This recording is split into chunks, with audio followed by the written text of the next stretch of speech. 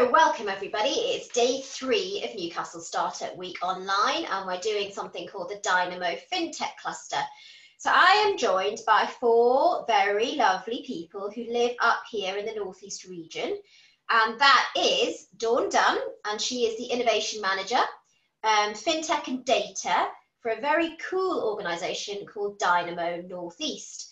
Then I'm joined by a lady called Dr. Karen Elliott, and she is at the prestigious Newcastle University Business School, a senior lecturer. And then there is Grant Murray, and he works for xe.com, the international whiz-like currency organisation. And then I've got James Thwaites, who works for very intelligent people in White Cap Consulting, that is a private organisation, and he is an associate director. So just to give people some context, everybody knows that we are in a global lockdown and this is a new world order going on. But what we are doing is for something called Newcastle Startup Week, that is all things startup and harnessing digital innovations to create economic activity and awareness raising. And this particular segment is about the FinTech economy for the funding and finance section on day 3. Right, so I'm going to start with a lovely debate with these lovely people. And also, sorry, just to introduce myself, my name's Nina. I'm a former journalist and now I do debate hosting, marketing, strategy, and just take all the skills I've learned in the past 20 years working at the BBC and Reuters. Okay, so talking about financial tech. So everybody knows that London is always going to be the focus of FinTech in the UK. But one region which is making great strides is the one we're all sitting in right now. Yes, for anyone who doesn't live in the Northeast or has heard of it, we have this great tradition of industry. But now we have a very fast growing tech sector. And one thing we're here to talk about though is what are the opportunities and the challenges for the Northeast FinTech sector. So we're innovative, we're friendly, we have an amazing football team, but there's other things going on here. And that is what we're here to discuss. So I am going to have Dawn talk first because we are different, because it is the only region that has a FinTech support cluster, and that is led by Dynamo Northeast. And the lovely Dawn is here to talk about it. Hi, Nina. Hello, everybody. Yes, you're absolutely right. We are the only region that's got a specific cluster around that sector. And this was identified last year when Whitecap Consulting were conducting their national research into the regional landscape. And they recognized that this was the only area convening that sector-specific knowledge into a cluster model. A cluster is essentially a tool to help us understand and improve the performance of a particular sector within a regional economy. We recognise that sector because not only were there household names in this area, such as Newcastle Strategic Solutions, that comes from Newcastle Building Society, we had Sage and other organisations that have been applying technology to financial services long before FinTech was a thing. But that talent base and that expertise has led to global companies establishing an operational base here. And that in turn has spawned a number of startups also operating in the area. That initial impact of starting the cluster was essentially to jumpstart that conversation. It was to enhance the communication between organisations who, until this was in place, they didn't even know each other existed. They were doing very similar work. They didn't have the headspace or the knowledge to communicate with others that were around them. And we have been able to link that sort of magic thread going between the public sector, the private sector and academia, so that they can all work together and play to each other's strengths. So I guess there's an element of silo working that exists everywhere. I mean, that is the reality. Yeah. I guess so it's interesting to name check, because my next question is for James, because it goes without saying that the Northeast has some high profile case studies to support this FinTech credentials. Everybody knows it's the home of Sage. That's the UK largest listed technology that obviously has gone global now and has a huge impact in London and massive offices. Atom Bank, again, I'm a boomerang. I've lived away for 20 years. If I thought about the Northeast, Atom Bank was the first thing I thought about. It's done incredibly well. Newcastle Strategic Solutions, we can't forget them. They keep a low profile. I think it's changing now, but they power a number of the UK's digital banks on an outsourced white label basis. So James, you have written Whitecap's report for the region, and you've been heavily involved also in Whitecap's research looking at the FinTech ecosystem nationally with all the different stakeholders. So you are probably the best one who can go, well, there are other regions doing this. Do you think these case studies Dawn and I have mentioned have got major competition outside of London? Like, how heavyweight are they? Or do we have the equivalents of them in the likes of Leeds and Bristol? Yeah, I mean, first off, hopefully you can hear me. I've switched my headphones off. So yeah, we can hear you. Good. So it's all good now. It seems to have calmed down here. So those companies you mentioned, Sage and Newcastle Strategic Solutions and Atom Bank, they are heavyweights. They are the exemplars in their field, nationally and to an extent internationally. So, you know, if you talk about Atom Bank were the first app-only UK bank. Quite different because it's focused on savings and mortgages and loans, not on current accounts, which the other banks have, and definitely a future unicorn. That's defined as a business going to grow up to 1 billion turnover independently. Sage, Sage is super heavy, employing 13,000 people. People know this fact. I mentioned they're paying 8 million people through their payroll services. That's a huge chunk of the UK population, and they're looking to extend their services. So it's just companies like Sage and Atom Bank are creating the market trends. They're not just following them. And Sage are trying to integrate third parties into their apps and also acquire companies to extend their cloud services.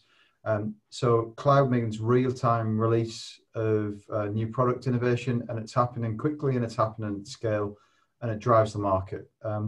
So you talked about London and why not London, and why the Northeast. We'll go into that a bit later. But many financial services companies in London, they have moratoriums on not developing their London locations because of their pressure cooker environments with two key risks: high costs and lack of staff stability.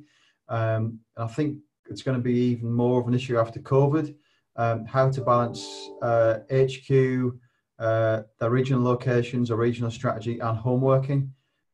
So the Northeast benefited on a more pro rata basis because its starting baseline around tech and FinTech was lower, and it's proven itself as a centre for outsourced customer support and technical services. I think you're talking to Karen later about that, a little bit about the impact of DWP, HMRC, and banks. And local, and on top of that, as Dawn was saying, it looks a bit like Dawn Potter with her glasses on, might add. Mine are really, really terrible too, so don't worry about that. There's been a myriad of digital projects to kickstart and fund the digital scene. So in the Northeast, you've got these bigger companies seeing the region as a real credible sort of place to base their services, not only customer service but tech. And then you've got like kickstarting businesses from the digital scene in terms of fundraising and ecosystem development. So the two things have come together, and that's basically answering your question, I think. So would you say that the Northeast is the second, is after London is the second best in terms of these heavyweights? They're not mirrored in the other regions as much. No, I think that other regions have grown as well, but we started from a low baseline, Nina. Okay, fair enough. So I mean, carrying on from that, so there's this growing trend for London-based fintechs to establish the regional base, which I think we said, and I think we talked about why the Northeast is ideal. In terms of metrics for success, which feels like is my life story in terms of strategy, in the region, what do you think you need in terms of fintech? Like, do you think they should pursue growth at all costs and be willing to sacrifice profit? Because that's a big thinking in London. Is it the same thinking up here to be able to get success? What do you think the metrics are? It's exactly the same. I mean, London has venture capitalists, the Northeast has venture capitalists. I think the Northeast takes a bit more of a risk on early stage because it's got a huge amount of ability to fund startups and to fund spin-outs. It doesn't take so much of a risk on scale-ups. It hasn't got particular funding around that, but it's accessible. I mean, funding is accessible anywhere. So to answer your question, each region's got its own profile. Northeast around fintech, Northeast payments, Leeds, financial services, Bristol, Southwest around tech innovation, Manchester, retail finance. West Midlands has got no particular advantage, just population scale. But there's every inward investment or growth case is specific to an organisation rather than a geography. There's no location barriers in the UK anymore. The only barrier is funding, perceptions about the local ecosystem, and personal management drive towards a particular location. So if you want to grow or scale a fintech in Durham, Sunderland, Spennymoor, Newton Aycliffe, wherever you want to go, you can do it. But realistically, as of May 2020, the Northeast is not an ideal place to scale a fintech. It's a super place to start a fintech, and you'll get lots of attention from the ecosystem, as Grant will talk about later on. But it's changing fast. We've got 3 known fintech initiatives underway. We're all involved on this call with some of those initiatives, so we all know who they are. I think by year end next year, when those initiatives are up and running and we're talking even more together about practical things, I think from scale point of view, we'll be able to compete as best as anywhere. But it's a next year initiative, Nina, I think, about this, particularly around scale up. Yeah, and obviously that's what Newcastle Startup Week is around, and Paul Lancaster discusses this to heavily, that startup to scale up is a very different kettle of fish. And there's a certain kind of symbiosis and synergy of people and thinking that's needed for the scale up. And I guess that's why we move on to the next question, which is with Mr. XE, Grant Murray. So Grant, we are in this, I mean, it's funny now that we're in coronavirus, you feel like Brexit was about 10 years ago, but it wasn't. Like Brexit was only 6 months ago, and everyone was talking about that. So we're in this post-Brexit, in coronavirus world, and it goes without saying that news stories about the recession and the reasonings to how we're going to boost our local economies and our country's economies is key. XE Money is international, as are you. I know that your experience has been all over the place, and you are a boomerang, like myself, brought up here and then come back. What do you think the region may need now? And it's funny, it's a difficult question to answer, because not only have we got post-Brexit, we've got post-Corona, but we need a boost to the economy. So is it a value add of people in the region? How will we achieve this full service business model? And what's the significance of international skill sets? So there's a few questions there. Take whichever one you want.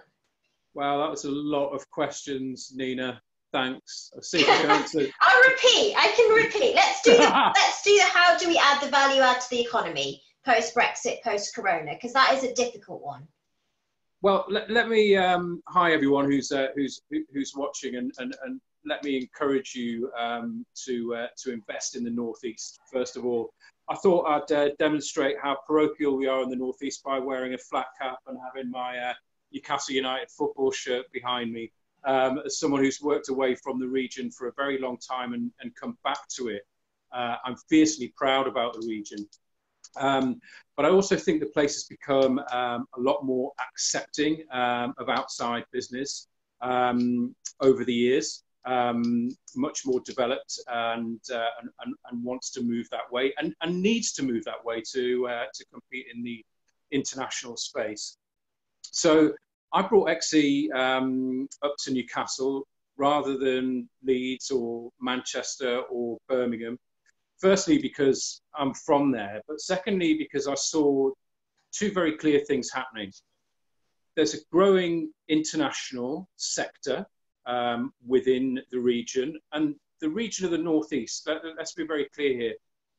This is Newcastle Startup Scale-Up Week, but we're talking here about Sunderland, Middlesbrough, Blyth, across to Cumbria, you know, we're all part of this large ecosystem that happens to centre around the largest city conurbation, which is Newcastle. So the sector's growing. You've already got very established manufacturing business that spins off from our heritage of mining and shipbuilding. And as a byproduct of that, the supply chains that are developed to go into the likes of Nissan, which makes the region a net exporting region, and the only net exporting region within the UK. So, you know, our business, XC's business, global business, we're here to get access to competitive foreign exchange rates when making business critical transactions around the world. So you have that one side, which is the manufacturing and the exporting.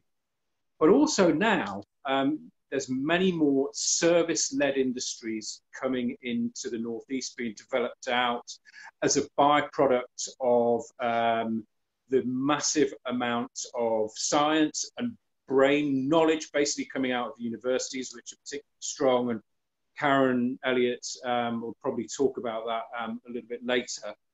So there's a hell of a lot to go at. Now, that's a bit of a preamble to answer your question, Nina, which is why would a global organisation like XE want to come to Newcastle? And the reason we'd want to come to Newcastle is I'm very fortunate. I'm basically a startup within a very large corporation. And you're starting to see a little bit of that happening with other organisations as well. You know, the relocators where head office is put into the Northeast are few and far between. But that's something that I think the region will move towards as it develops.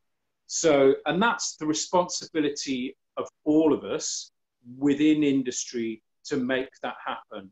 You know, it's as much my responsibility to sell XE services to everyone within the region to make them more competitive as it is to actually go back out of the region and sell the products and services of the region outside. So, and I think that responsibility falls on all of us, whether we're running government-backed clusters, whether we're running private-backed clusters, whether we're running universities, whether we're journalists. It's all on us. It's not going to happen just because we're here waving the flag of the Northeast with a Newcastle United shirt on. Yeah, absolutely. I mean, I think you and I are very similar. You know, I got picked up as a journalist. There is only regional journalism here, and it's been 20 years I've been away. But the reality is all my networks are international and national. So when we talk about raising awareness in this new world order, everything is digital as we are here now. So you can get awareness raising through social media. LinkedIn is obviously a massive B2B channel. And I won't lie, this will be moving on to Karen, but every time I go and see Dr. Karen, she is sitting in the most amazing building in something called the Newcastle Helix, which when I first moved up here, which was about 2 years ago, absolutely, I mean, it was a building site, but it blew me away. I mean, it really is that feeling of build it and they will come. You know, this is a huge, heavy investment from regional and national partnerships for part of the business school, and I'm sure Karen can talk about it more. But seeing that in the region after being away 20 years, I was really like, wow. I mean, it's a buzz being there, to be honest, is the way to say it. And with that, you feel when you're there, you are hearing from, I mean, I know you and James lecture there as well, this experienced talent and leadership that I think can only add to the region. So I'll move on to Karen. So Karen, your work that you'll talk about very much is awareness raising, teaching, and being incredibly dynamic. But the definition of FinTech is the application of technology to improve financial products and services. Can you explain a bit more about what you do at the business school? I know that we talk a lot, and I call you a pracademic, and you call yourself a pracademic. So if you can explain a bit more about what you do. Okay, to explain what a pracademic is, that I've got an industry background, so Unusually for an academic. I left school at 16, and then found academia a bit later when I started studying A-levels, and then decided to do an undergraduate degree at age 26. But then moving back into academia full-time when I was 32, I've actually looked at different areas. And then about 6 years ago, I was introduced to something called FinTech, which I hadn't heard of 6 years ago. So when I was studying at Durham University and working there, I was approached by some professors who said, we're looking at some research. You do qualitative and quantitative analysis. We don't know what to do with the qualitative side. Will you have a look at this and marry it to this mathematical model? So therefore, I then got to know about Bitcoin and blockchain, which was packaged as financial technology, and how this technology could then improve efficiencies, make working and transactions much quicker, to the point where they actually could potentially challenge the financial systems as we know it now. But as we know further down the line, since 2008, where we had the crash, but simultaneously we also had the paper by Satoshi about Bitcoin and blockchain technology underpinning it, Bitcoin and cryptocurrencies have not become mainstream. So we've got to think, why is that? So part of that is a question of trust. So at the university now, what I'm involved in is a large project called FinTrust that's working with Atom Bank actually to look at how do you get trust engineering into financial technologies so that the financial services that are premised around the financial technology can be transparent, can be trustworthy. And you can say, okay, well, why do you need to trust it? Well, if you think about the incumbent banks, I was there at sort of the birth of Atom Bank in 2004. And now, as they said, they're the first app-based bank. So the removal of bricks and mortar banks took place, and we moved on to online. Now, the problem was when I did some research around that, people said, yeah, but why do we trust this Atom Bank? We don't know who it is. What is it? Is it linked to the TSB or Lloyds or someone? So they were looking for the connection with the brand and the trust, but also distrust that they had of the incumbent banks. But now we know many years later that Atom have actually broken that myth and moved on to show that you can bank online and that everything is safe. So what we're doing in the business school, we're looking at that. So we're looking at it from like a social science and a computer science perspective. So in my teaching, I bring the two together.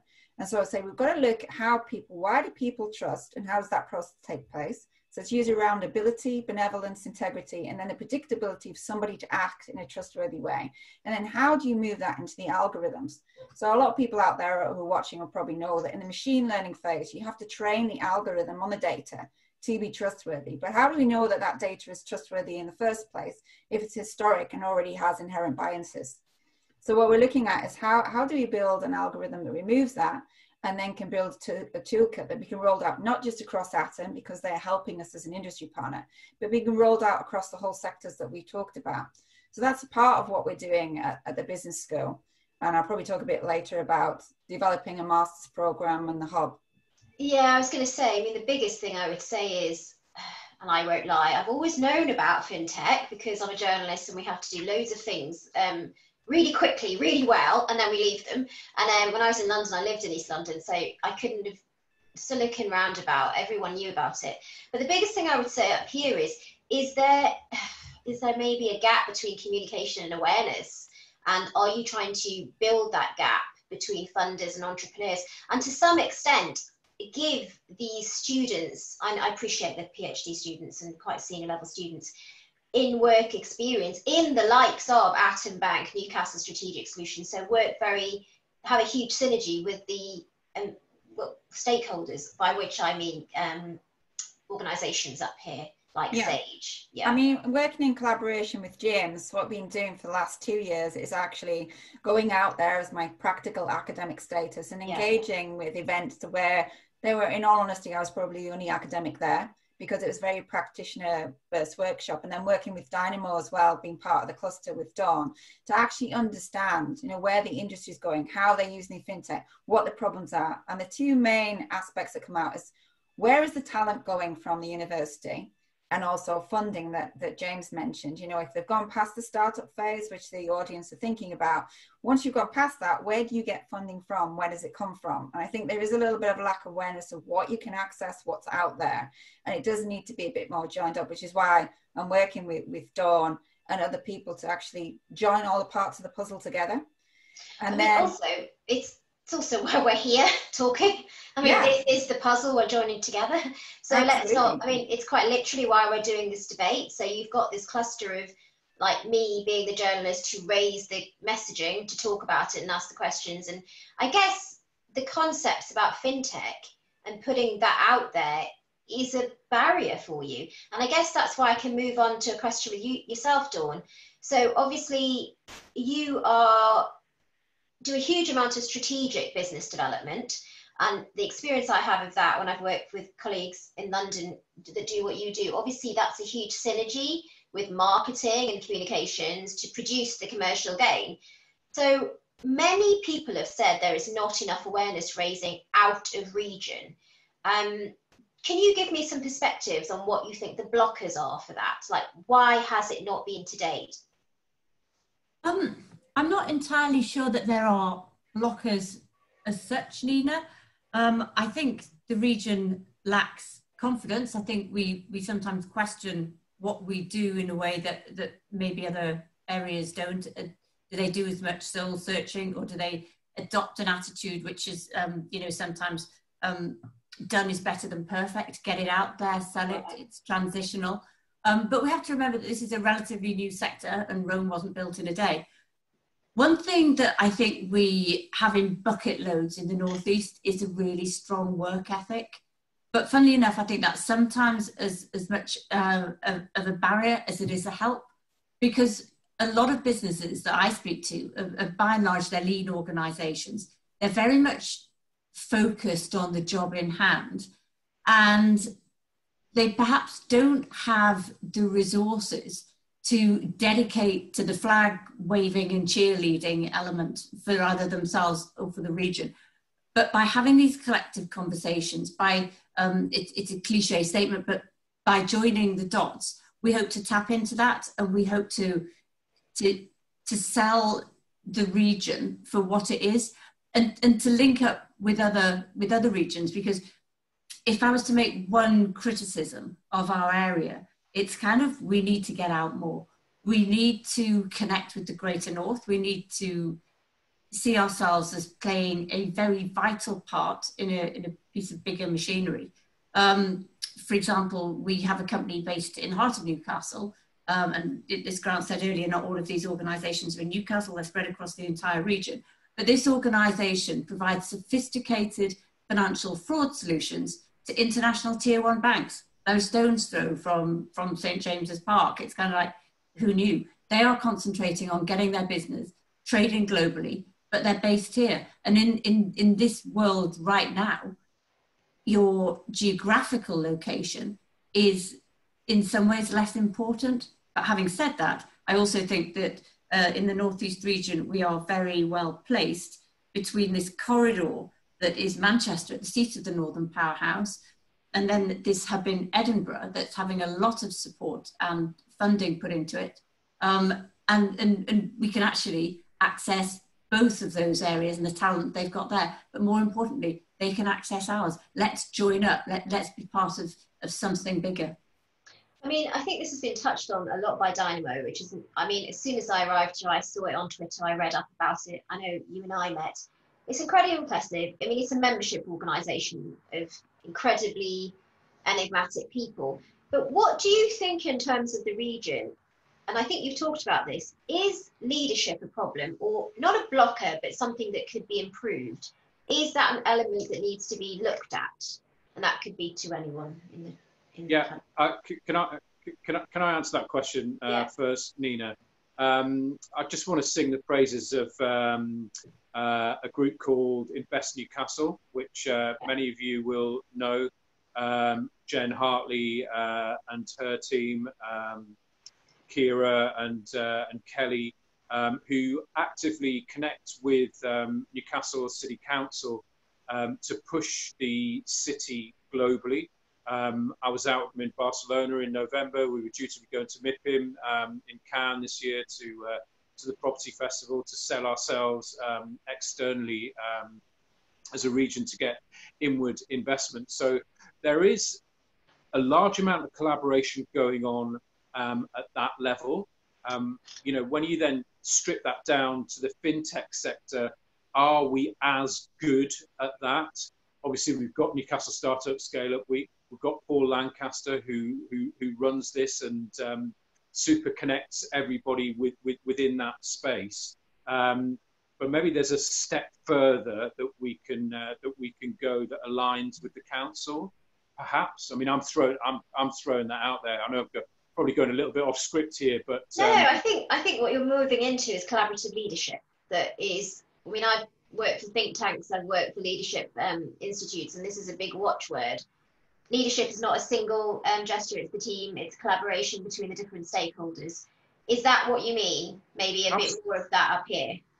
Absolutely, you know, the power of the group of us to actually go out there and do it together, rather than expecting everybody to come to us. Which I'm not saying that we do expect, but you know that there is a large element of we could sit here and wait, but actually, can we actively go out and do something to help that? I mean, I'll give you an example. The organisation that Dawn was just referring to there. I've actually taken that organisation down to my company, XE, which also owns Ria Money Transfer and ePay, to use the services from that company in the Northeast into a global brand. You know, that's a kind of example that I think we should all be pushing, and I know that it is happening in a lot of sectors. I'll shut up. I'll let someone else speak. Yeah, if I can pick up on that as well. I mean, to link to what Dawn said, I'm working with Edinburgh University because they have been given a lot of money for a FinTech hub. So what they're building there as well is a global open finance centre of excellence. So that's being led by a colleague that we all know, Kevin Telford, and also Professor Chris Speed.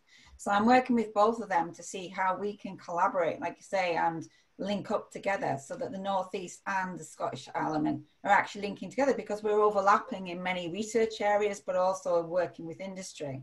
And then I'm working with Innovate Finance in London as well as FinTech North. So those together, so we've got Innovate Finance, FinTech North, FinTech Scotland actually make up the National FinTech Network, which was launched about this time last year.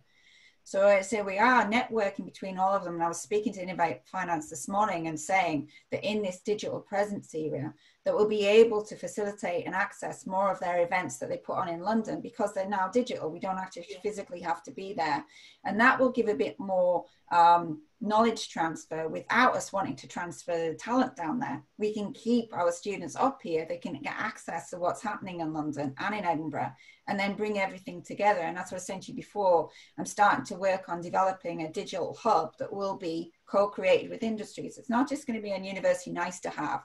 It's going to be an inside out strategy, which is true co-creation, so that we actually get a footprint and footfall. So there's been money putting behind it. So it's a serious commitment linked to our FinTrust project, and the Newcastle University Business School will be leading that with Professor Sharon Maven, who's the director.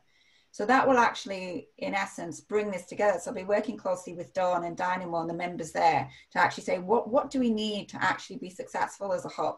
We don't just want it to be a website, more have a journey, a data journey. If you need funding, let's look here. I mean, I came across Bolhurst data profile set where you have to pay a significant amount to get access to their data. But what they've got in there is you can actually do an advanced search to see which VCs are where and who's investing in what. And you can drill down specifically to your type of FinTech, whether it's payments, whether it's insurance. And then you can get a report of how much they're willing to invest and how you can contact them. So I thought if we had that on the page and we can provide these reports for members, that can maybe bridge the gap between this level that we're talking about today, the startup, and then starting to gradually look at our scale-up market and start to move it forward. But that data is very well guarded, hence there's a high market price to actually get access to it.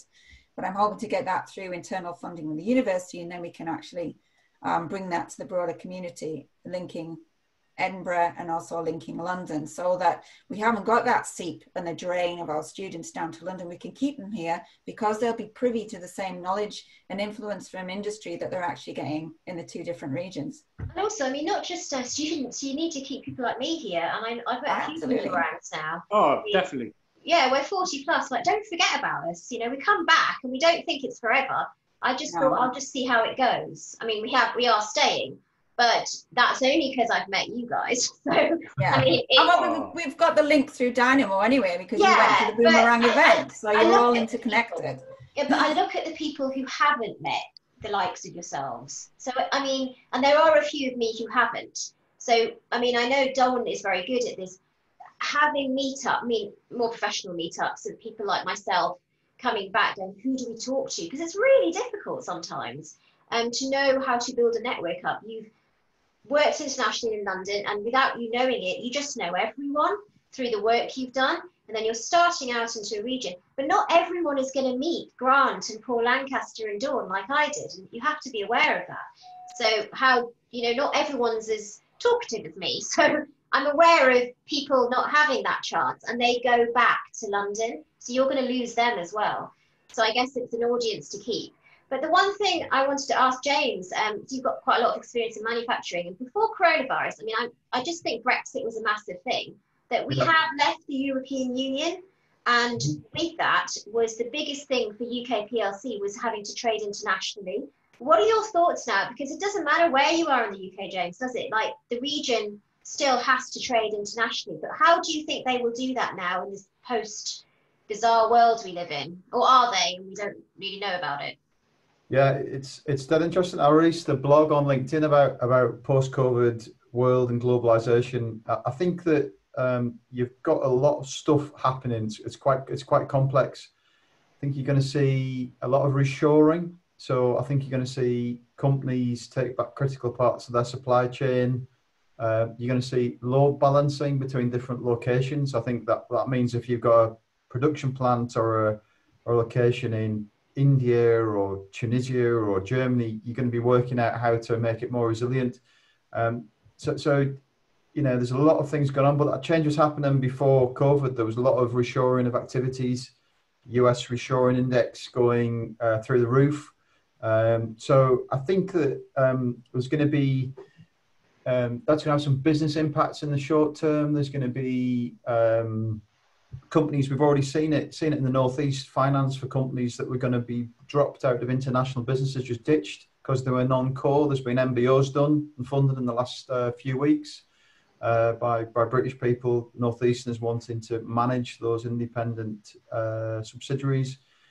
There's going to be value chain integration, which means companies buying their suppliers out or doing share swaps with their suppliers. There's going to be larger companies buying out their critical suppliers, which goes against their traditional strategy. So a lot of churn, a lot of change. Then what we've seen first off in this thing was demand shock, demand for certain items that outstripped supply, and then supply shock, where companies who want to supply that demand can't get the parts, can't get the submaterials. So if you apply that into the world of FinTech and financial technology, I think, and tech in general, the people are very, very unsure. I'm speaking to people who are trying to develop new science parks, tech parks at the moment, who initiatives are on hold. They're not quite sure where it's going. Is the dawn of that 300 to 500 seat financial services outsourced location hub, is that going to be right for the future? Is there going to be smaller locations like what Dawn and Karen would call like a hub and spoke?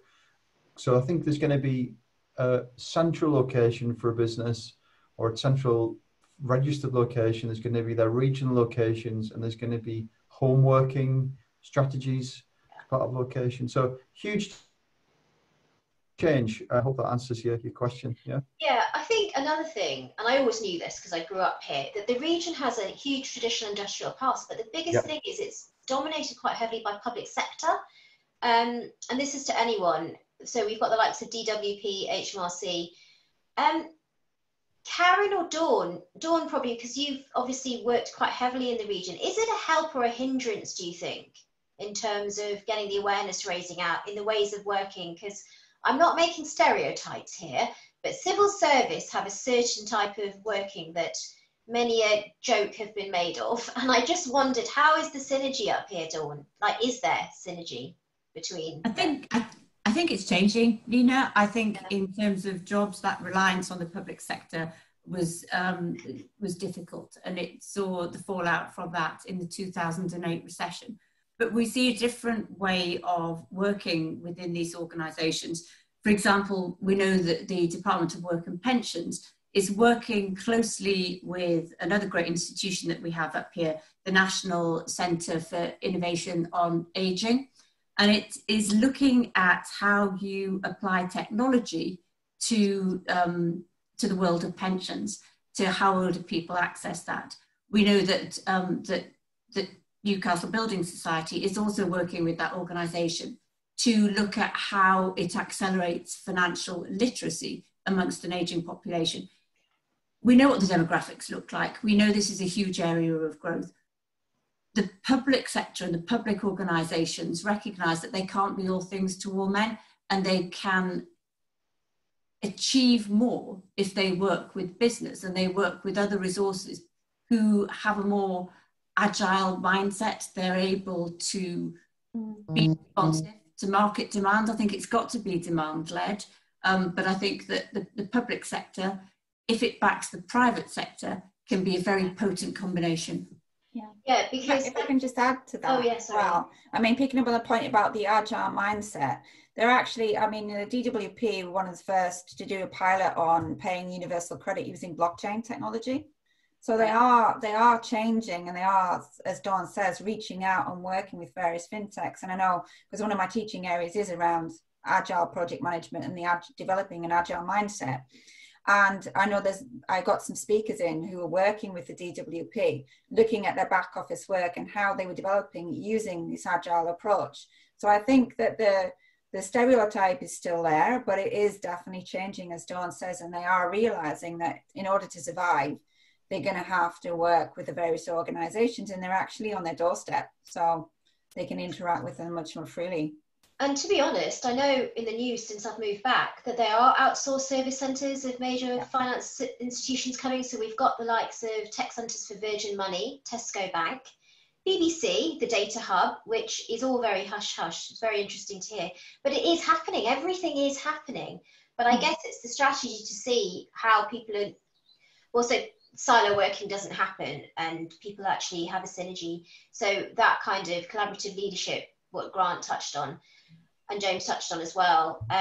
So I think I've got one last question. To date, the majority of the workforce, you're sometimes looking at call centres, you're not always looking at the high-level C-suite.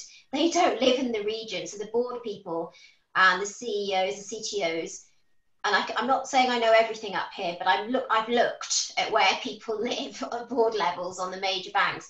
They seem to live out of region. And I know from experience that when I've done other stories, the problem is that they live out of region, so they're spending their money out of region during the week.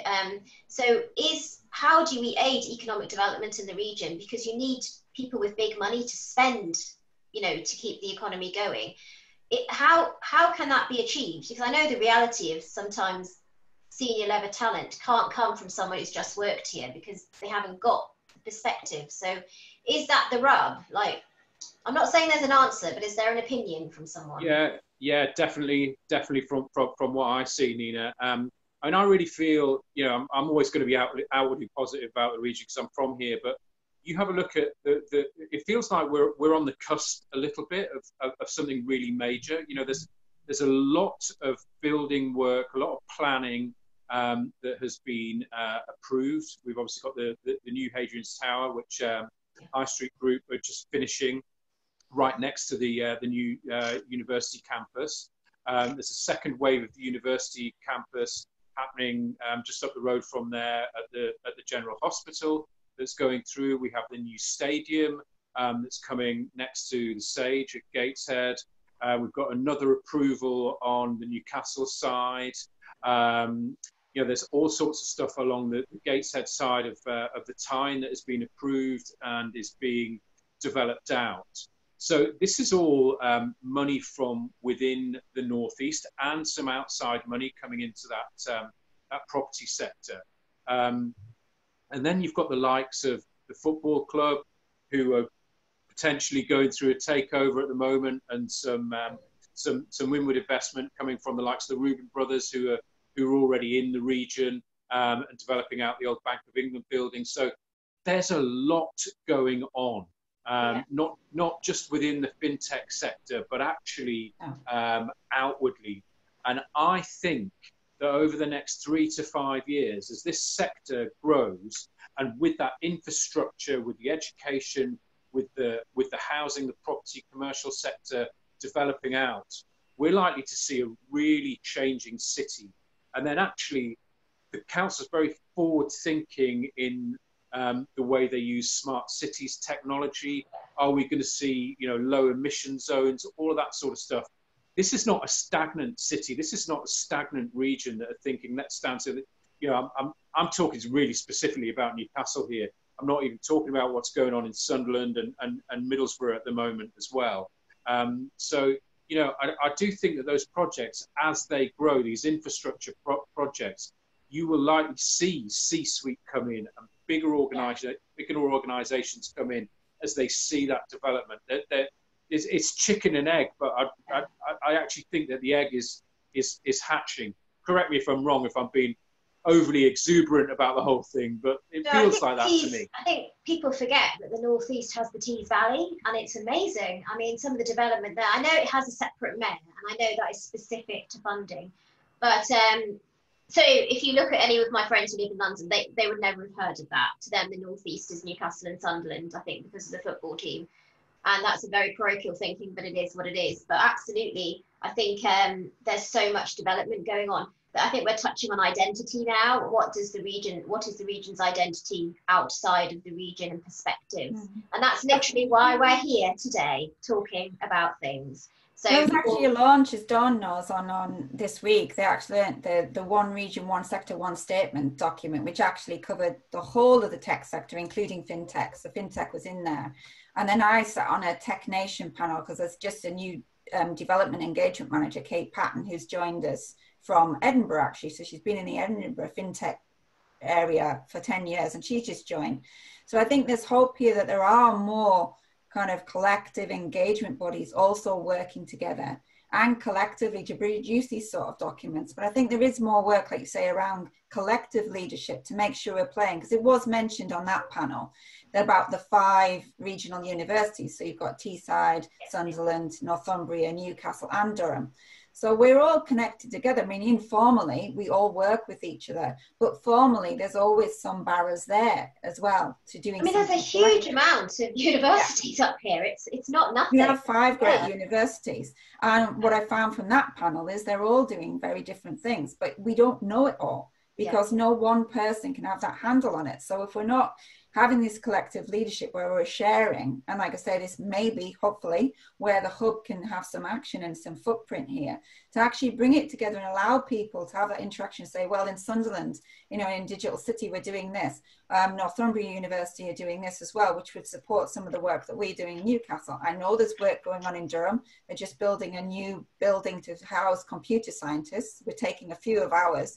So there'll still be this synergy, but just to get through the red tape of collaborating properly is a bit of an issue that I'm hoping to sort of see if we can address internally. And then if you broaden that out into the sector, I mean, like you said, there's a group of us like here, including Paul, who are working to look at what startups and looking at what incubator facility you've got, what accelerators have we got, how can we bring them together? I know the university has got some good schemes already running, as so of Northumbria, but why not bring them together to have more of an impact? And then it can actually develop and link with Paul, etc., and the people here and beyond to actually get that one sector, one region, one statement out there and then attract more. And also we've got that Stallion network connection. So we've got the fastest sort of linkage digitally coming across into the region in the Northeast, and we don't actually play on that too much either. So, yeah, I guess various things. I think Dawn was going to say something. Yeah, Dawn, I think it's not lost on me that you've seen us come in. Like, you've seen the likes of me and Grant come in, and you've seen the change. So what do you think? What are your perspectives? I'm very aware of someone sitting back and looking at things and seeing change. Is there change happening, Dawn? There is. I'd just like to hark back to that, to the leadership point that you made, Nina. Okay. I think we breed leaders here. I think we can definitely stand shoulder to shoulder with any other region and say that we have some great leaders. I know that because a lot of them I've encountered elsewhere. I've encountered them in London. I've encountered them in the Southeast, because previously that was where they had to go to make those connections and to develop and expand their knowledge base. I think it's absolutely brilliant. I think we need to go out and explore the world and bring that back. I think that what the current crisis has taught us above anything else is that those skills and that leadership doesn't need to always be located in London. The FT did a piece, I think it was probably about 24 months ago now, and it focused on a couple of individuals that made that weekly journey down the East Coast. They were living in, this was particularly in Northumberland, they were going to work in London during the week and they were coming back on a Thursday evening. We've got talent here. One of the founders of Monzo Bank is actually in Northumberland and has returned to the Northeast. We've got people in little pockets that are just quietly sitting there feeding in to that national knowledge base. And if we can elevate that and use this powerhouse that we've got here to link up with other opportunities in other regions, I think some of it is being prepared to accept risk. Yeah. And also acknowledging that opportunity comes with risk. And I think that one thing that you said earlier, this public sector and public money has to be used very wisely because actually it belongs to the citizens. But how do we balance that with being able to take advantage of opportunity? It's a very difficult balancing act, but it's one that we've got to look at carefully, I think. Yeah, I mean, I think it has to be the mindset of the leaders, because it's awful to say this, but the Northeast does still have the 80s image of the closing of the pits and the anti-Thatcherite. And no, you don't think it's there? No. No? I'm just putting it out there. Does no one think that anymore? Maybe some people do, but I think people who are in business and people who are dealing with some of these sectors that are relatively new, such as FinTech, are recognizing that they've got their place. If you looked at traditional industries that you just referred to there, I'm sure James will testify that actually manufacturing is a traditional industry, but that has changed enormously. And the way that they do things has to take the best of knowledge from other sectors too. So here today we're talking about FinTech, but FinTech is able to leverage those advancements that have been made in other sectors too, and to look at how we incorporate that into way our social structures are also changing. How do we pay for things differently? How do we look at the VR and the AR scene and how in-game payments are changing? How's consumer patterns of buying stuff changing? It's such a big thing. I think sometimes it's difficult to be able to kind of sort of, how do you eat an elephant? It's a chunk at a time. Can I pick up with what Dawn's saying, Nina? Is that I think that's one thing that we've lagged behind in the Northeast, but we're quickly getting to grips with, is like being pathfinders on the latest trends.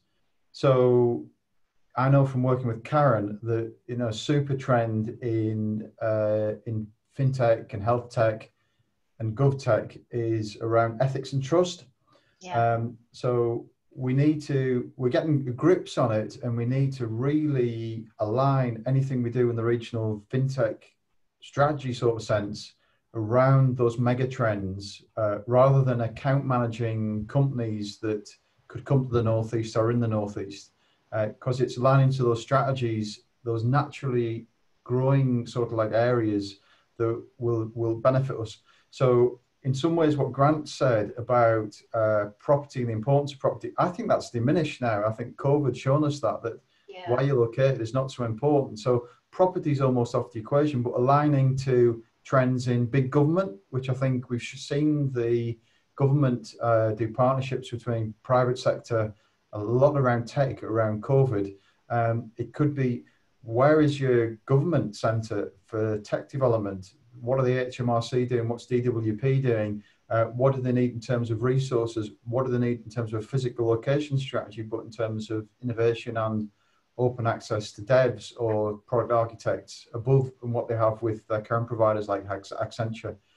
So I think that there's also another thing that Dawn was saying. We do breed leaders in the region, but for our side, the elephant, from my perspective, the elephant in the room is we're enormously fragmented in terms of coalescing all these views for the size of region we are. So it's almost like we're leaders here at the mid to senior level, who we can push the compass quite a lot, but can we get the leaders of initiatives and organizations to actually delegate that planning and implementation to us? Because one, they don't understand it, and two, because they don't understand it, are they going to buy into it?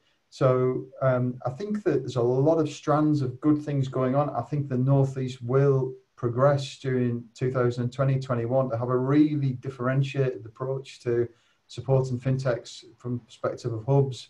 But we're 6 to 12 months ahead of those people who potentially we report to, and also potentially provide funding for what we're doing. So how do we get those people to buy into Karen's FinTech hub for Newcastle, trying to leverage the Helix north of Tyne? How do we get Dynamo to recognise that actually FinTech is a huge portion of where the growth and value add is? How do we get Grant's company, how do we get leverage for him to put additional resources into the Northeast, into his Northeast base? Because the Northeast has these demonstrable advantages, and how do we get leverage for him? So it's almost like we need to have delegated authority to implement things that really will push the needle even further. I don't know what people think about that. I just wanted to add that Dynamo is also working on building a national leadership centre. I can't speak more eloquently about that because it's not my department, but it's something that we're working on so that people can actually come to the region, develop their leadership skills within large organisations and take them back elsewhere. So CPD, like developing high-level leadership. High-level leadership. Brilliant. I mean, I don't think we should not talk about the main leader who's put this all together, and that is Paul Lancaster. You know, I think he's a real, I think he's a real force of nature. I know from the minute I met him that I was going to get on with him. We are here talking because he did set up Newcastle Startup Week that has done incredibly well, and he is one of the dynamic thinkers we're talking about, in addition to us. But I think we've really got to give him a shout out, really. We're here talking because of Newcastle Startup Week that I appreciate is online right now, but he wants to put it together in September. And he really does push the region, and not just Northern Powerhouse. He talks about the Scotland to North East Gap. He talks about international links. So I know he works a lot internationally with the Department of International Trade. He's very switched on. I think all of us would say that we're in this room because of him, you know, talking on Zoom, really. Yeah, so it's great. I think one last thing about leadership as well. I mean, I've done a lot of research around digital transformation, and I think one of the things that I found about leadership, and Dawn Centre will probably build on that, which I guess is probably with our leadership team, is around that leaders moving into the digital sphere have not got to be afraid to say that they don't know, and like you say, to delegate the knowledge down, because one of the big myths around digital transformation is that the tech is the panacea. It's not. Digital transformation is about people, and I think that is one of our strengths in the Northeast, is that we have good people. As Dawn said, we have a good work ethic, and if we pull that together, we can get through. The trouble is that a part of the research that I've read is about early developing and then mature organizations that do this well. And I think we're sort of middling on that continuum between early to developing. We're not yet mature. Right. And until we get to that level, and if we get more people who have done mature things, like even Atom is still developing. Since I've been involved with it since 2014, it just continues to innovate, engage universities, several of us actually. So it's not just one, to get that knowledge from all different perspectives and different specialisms.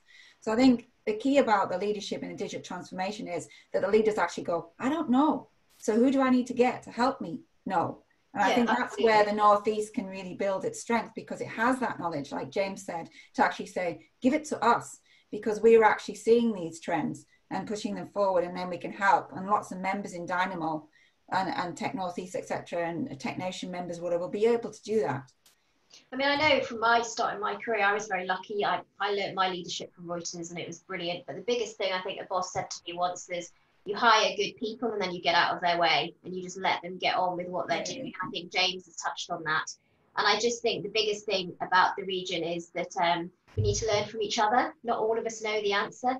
It's the team, and that is the team we are here now talking. And that's a really nice place to be for me, coming back and like learning and meeting you guys. But I made the point, not everyone is as lucky as me to have met you. So I think us talking at Startup Week, that has a huge audience. I know Grant and I were talking about the audience at Startup Week, and Paul has developed an international audience, an out-of-region audience, and he's segmented his audience. To be fair, the man now is, because of coronavirus, in this online audience, and he can't really get metrics for that yet. But I think he's getting the message out through all of us, and he's really is a pioneer in this kind of collaborative leadership. It's not about him, it's about the people he brings together, hence his super connector motif or handle, I don't know what you call it, the Lord Lancaster handle. So yeah, is there anything else anyone wants to say or get out there before we finish? I was just going to touch on that view, Nina, from the outside about the region. You know, that is very much comes from the mainstream media, doesn't it? It sort of fits their narrative of the black cap wearing, Newcastle United supporting individual. You know, politically it kind of fits as well, but you do feel that, you know, particularly after the last election, has that sand started to shift. And one of the things I wanted to sort of finish on, and it came to me during this, you know, trying to think about the spokespeople or the people who have done good, and particularly in your sphere. You know, the likes of Steph McGovern, George Clark, Lauren Laverne, who are, you know, all out there, all from this region. Anton Deck. Anton Deck, yeah. They're gods. I mean, let's not forget that.